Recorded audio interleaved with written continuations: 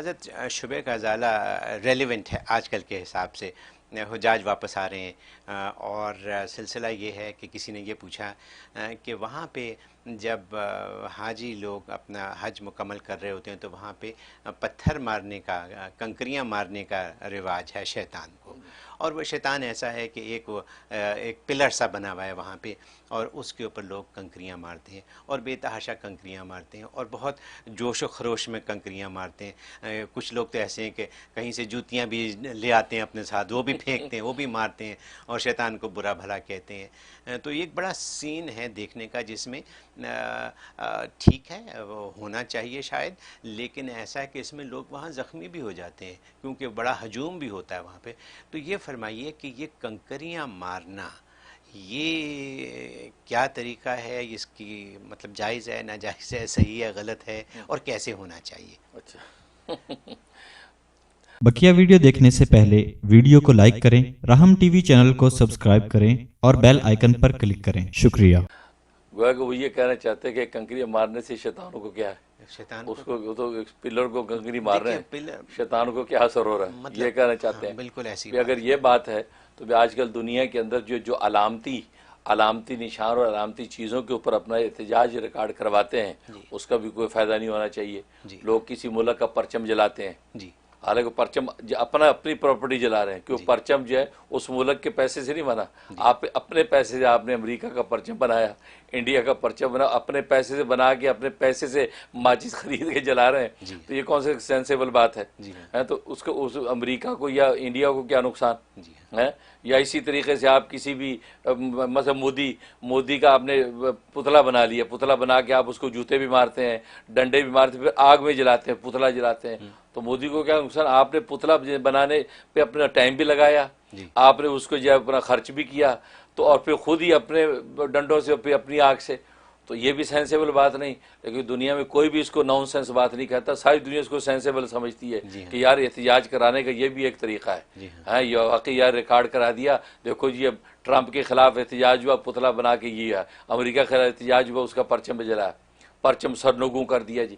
اس کا مطلب ہے کہ یہ علامتی نشانات جو ہوتے ہیں، اور علامتی نشانات پر آپ جو اپنا غصہ اور غیظ ظاہر کریں، جو آپ پروٹیسٹ اس کے اوپر شو کریں گے، اس کا اثر اصل پر پڑتا ہے.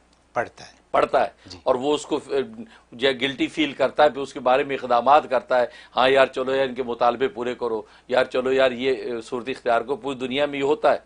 اس کا مطلب یہ ہوا کہ یہ جو عبادت یعنی کنکریاں مارنے کی، یہ تو عبادت ہے باقاعدہ. یہ عبادت کا جو تصور ہے کہ یہ کنکری جو مار رہی ہے یہ علامتی نشان، یہ اصل میں یہ ابلیس ہے. اس ابلیس کے اوپر جو ہے یہ کنکریاں ماری جا رہی ہیں اللہ اکبر کہہ کے. تو گویا کہ ایک طرح کہ یہ ایک ایسا پروٹیسٹ احتجاج ہے کہ جس کی تکلیف اس کے اصل کو یقیناً پہنچتی ہے. یعنی ابلیس کو اس کی تکلیف پہنچتی ہے کہ یار مجھے کنکریاں مار رہے ہیں. اور ایک آدمی گویا کہ 63 کنکریاں مارتا ہے ٹوٹل 3 دنوں کے اندر. 63. اور آپ حساب لگا لیں، اگر 20 لاکھ حاجی ہیں، اس سال کی رپورٹ ہے 20-25 لاکھ حاجی ہیں، ملٹی پلائی کر لیں.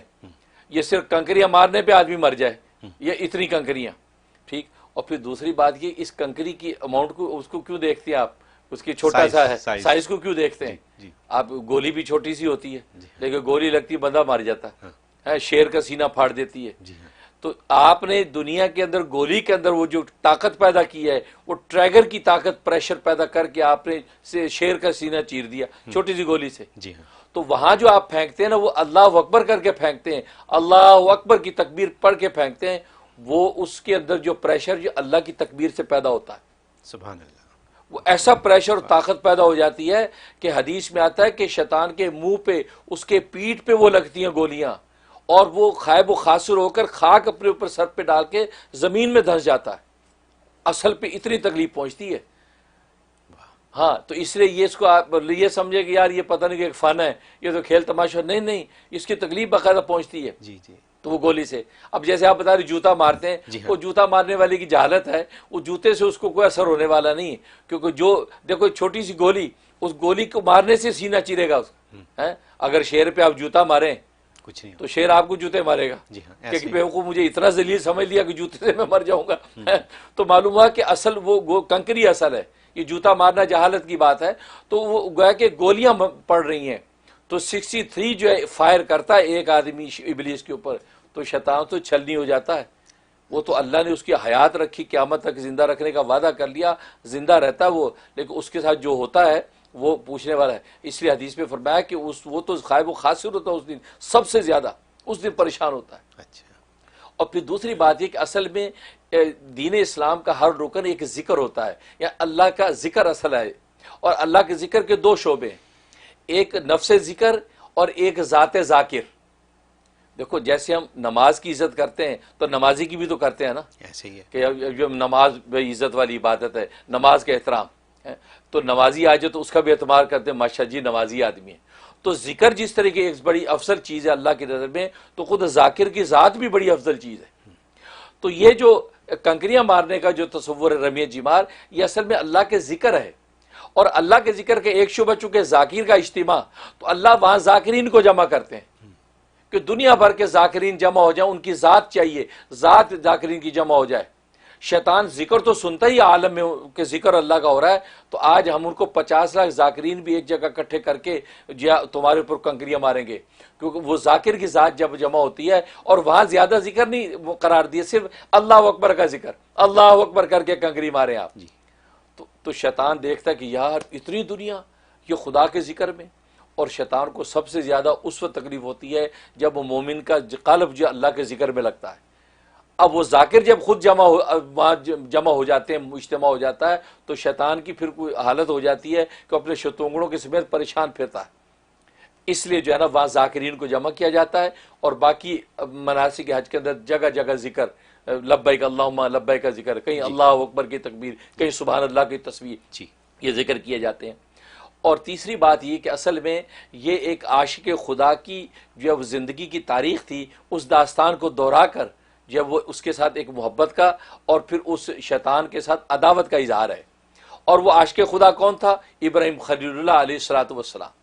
یہ 3 موقع تھے کہ جن موقعوں پہ جو ابراہیم جب گزرے ہیں اور اپنے بیٹے کو قربان کرنے کے لیے جا رہے ہیں، تو شیطان نے وسوسہ ڈالا تھا 3 موقعوں پہ، اور کہا تھا کہ کہاں چلے بڑے میاں؟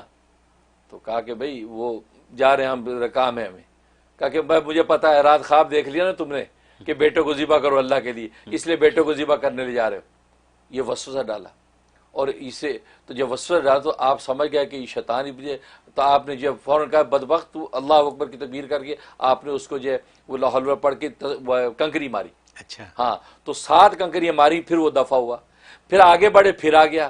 اس لیے 3 وہ شیطان بنے ہوئے، بڑا شیطان، چھوٹا شیطان، درمیانہ شیطان ہے۔ تو یہ تو 3 موقع پہ چونکہ اس نے وسوسہ ڈالا، تو انہی موقع پہ آپ نے 7 کنکریاں ماری ان کو، تو 21 کنکریاں گویا کہ ایک دن میں، تو 3 دن جب ہوتے ہیں تو گویا کہ 21 کی 63 کنکریاں گویا کہ ایک آدمی مار رہا ہے۔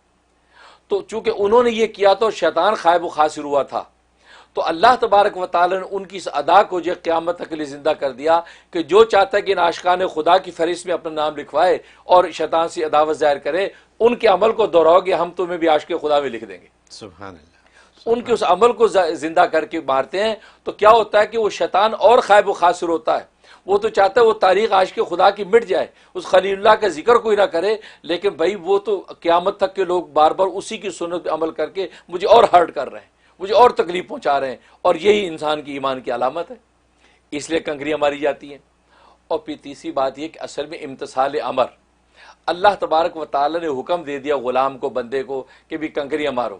اب آپ کی سمجھ میں آئے یا نہ کہ یار کنکریاں مارنے کا فائدہ کیا ہے؟ فائدہ یہ ہے کہ اطاعت ہے، کہ اللہ نے کہہ دیا یہ عبادت ہے، آپ مارو کنکریاں، بس آپ اپنا کام کریں۔ بس آپ اس میں یہ لاجک نہ ڈھونڈے کہ یار کنکری مارنے کا فائدہ کیا ہے، یار اس سے کیا ہو جائے گا، وہاں شیطان تو کوئی نظر آ نہیں رہا، کیونکہ یہ بھی مزے کی بات یہ بھی شیطانی وسوسہ ہے۔ لوگ کہتے ہیں کہ حضرت ابراہیم کو تو شیطان نظر آ رہا تھا، تبھی آپ نے یہاں تو کوئی شیطان نظر نہیں آ رہا، اب کیوں مارے؟ اس کا مطلب یہ بھی شیطانی وسوسہ ہے کہ شیطان کہتا ہے کہ یار اس وقت تو چلو میں نظر آ رہا تھا مارتے، اب تو میں نظر نہیں آ رہا، اب کیوں مارتے ہو؟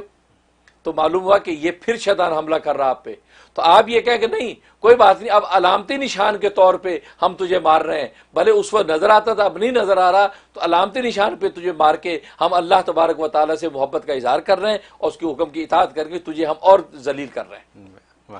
اس تصور کے تحت جب یہ آگے بڑھتا ہے تو اللہ تبارک و تعالیٰ پھر رمی جمار، ظاہر رمی جمار خود ایک عبادت ہے، یہ ایسے عمل نہیں، عبادت ہے، اور وہ یعنی واجبات میں سے ہے، وہ نہ ہو تو آپ پر دم لازم آ جائے، بدنے لازم آ جائیں۔ اس لیے تو اس لیے اس عبادت کو لاگو کیا گیا ہے کہ واقع تکلیف اصل کو پہنچتی ہے، ورنہ دنیا کے اندر سے یہ تصورات جو ختم ہو جائیں۔ ماشاءاللہ، سبحان اللہ، آپ نے بہت اچھی ایکسپلینیشن دے دی، اور یہ سوال تھا ایک حاجی واپس آئے ان کا یہ سوال تھا کہ انہوں نے یہ وہاں کام کیا تو پوچھ رہے ہیں کہ میں نے یہ کیوں کیا، تو اب سمجھ میں آ گئی ہوگی بات۔